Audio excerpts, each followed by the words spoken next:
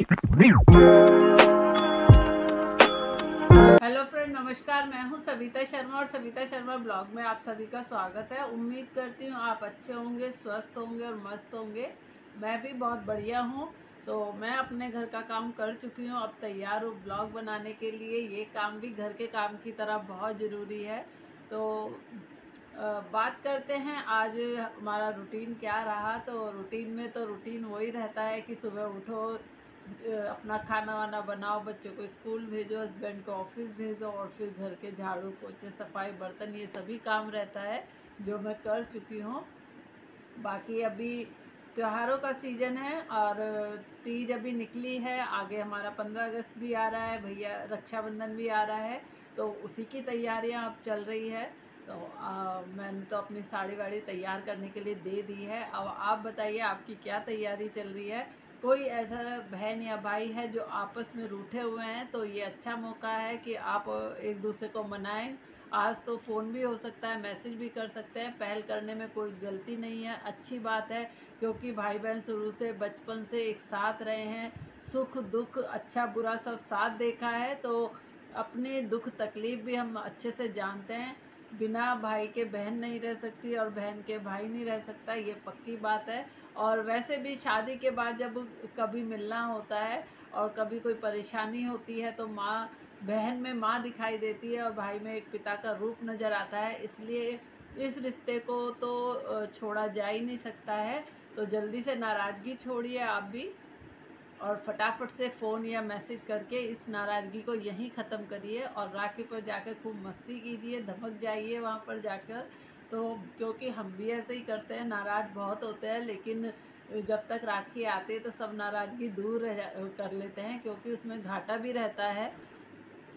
जैसा फ्रेंड मैंने आपको बताया, हमारे यहाँ लाइट की बहुत प्रॉब्लम रहती है और उसी लाइट के चक्कर में हमारे लिए फिर एक समस्या खड़ी हो गई है कि हमारा जो मोटर का कंडेंसर होता है वो फूक गया है। क्योंकि जब पावर तेज़ या कम आता है तो उसमें हमारे लाइट, पंखे, एसी, टीवी सभी बहुत नुकसान होता है। अभी कुछ दिन पहले हमारा टीवी फूका है उसी चक्कर में, और कभी पंखा फूक जाता है। तो अभी हम मोटर के उसमें फंस गए हैं कि मोटर का कंडेंसर फूकने की वजह से अब हम आगे काम नहीं कर सकते, पानी नहीं भर सकते। और यहाँ लाइट वाले इतनी जल्दी मिलते नहीं हैं, जो मिलते हैं वो अनाप शनाप पैसे मांगते हैं। 50 रुपए की चीज़ के 250-300 मांगते हैं, जो हमें मजबूरी में देने पड़ते हैं। तो ये भी हमारे लिए एक प्रॉब्लम है यहाँ पर बहुत ज़्यादा, जहाँ पर मैं रहती हूँ। तो यहाँ पर समस्याओं का ढेर है, समाधान उनका कुछ भी नहीं है। तो उनको फेस करना बहुत मुश्किल हो जाता है। दिखाती हूँ आपको कि हमारा कौन बिजली वाला मिलता है। 3-4 से हम बात कर चुके हैं, अभी कोई तैयार नहीं है आने के लिए। जैसे कोई आता है तो मैं आपको दिखाती हूँ कि प्रॉब्लम कैसे आती है। तो फ्रेंड देख सकते हो, सुबह सुबह हो रही है बहुत तेज बारिश, बच्चों को जाना है स्कूल और हो गई है टेंशन। तो बनाई जाए अपनी और अपने हस्बैंड की गर्मा गर्म चाय और साथ में खाने की तैयारी फटाफट, क्योंकि बच्चों को स्कूल के लिए उठाना है और इसके साथ ही जल्दी जल्दी मुझे काम करना पड़ेगा। और बारिश के चक्कर में मैं गई हूँ इसके बाद बच्चों को स्कूल भेजकर छत पर देखने के लिए। मैं छत पर बहुत कम आती हूँ क्योंकि मेरे को छत पे ज़्यादा आती नहीं हूँ, लेकिन आना पड़ेगा वीडियोस बनाने के लिए। कोई नई जगह ढूंढनी पड़ेगी, एक ही जगह बनाते बनाते मैं भी थक गई हूँ। तो मैं ऊपर देखने आई हूँ और अब आपको ऊपर से अपना नीचे का नज़ारा भी दिखाती हूँ कि ये हमारे सामने है एक कंपनी, उसका बैक है ये। और यहाँ पे हमारे पानी की ब्लॉकेज की भी बहुत प्रॉब्लम है, इसका भी कोई सॉल्यूशन नहीं निकला है, ढूंढ रहे हैं। साथ ही यहाँ पर भारी भरकम यहाँ पे व्हीकल्स भी निकलते हैं और सारे ऐसे ट्रैक्टर वगैरह भी निकलते हैं। तो बच्चों के साथ थोड़ी सी दिक्कत हो जाती है, लेकिन बच्चों को भी अब आदत हो गई है। और आज पहली बार मेरी लड़की ने बैंगल्स ख़रीदने के लिए बोला है, क्योंकि वो बॉयज़ की तरह रहती थी। बड़ी मुश्किल से उसको बोला है कि भाई नहीं ऐसे रहो, तो उन्होंने अभी बाल भी बढ़ाए हैं। तो फर्स्ट टाइम उन्होंने मुझसे बैंगल्स की डिमांड की है, जो गली में आया है। इसे हमारा मॉल कह सकते हो आप, यही हमारा मार्केट है, क्योंकि मार्केट दूर है तो जा नहीं सकते। तो वो मुझे आवाज़ दे रही है कि मम्मा पैसे दे दो, तो मुझे नीचे जाना पड़ेगा अब इसके लिए। और क्योंकि अब भाई फर्स्ट टाइम लिया है। मैं भी देखती हूँ अपना, मैं ऊपर सेकंड फ्लोर पे रहती हूँ तो मुझे नीचे जाना पड़ेगा, और देखती हूँ मेरे लायक भी कोई सामान मिल जाए, क्योंकि फेस्टिवल सीज़न है तो कुछ ना कुछ तो ज़रूरत पड़ती रहती है। कितना भी हम कुछ ले लें, कहीं ना कहीं कमी रह ही जाती है।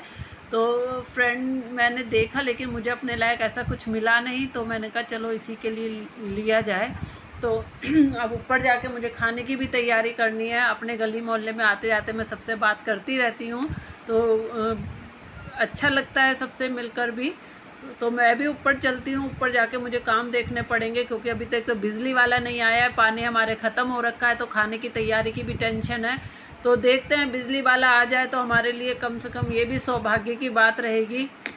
और जो ये पीछे स्कूटी देख रहे हैं ना, इसको मेरे बंदरों ने इसको चोट पहुंचाई है। और कुत्ते भी हमारे यहाँ पर है ना, डॉगीज 15-20 हैं जो इतना एकदम से लड़ते हैं तो हंगामा मचा देते हैं। कई बार डर रहता है कि किसी बच्चे को या किसी बड़े को ना काट लें।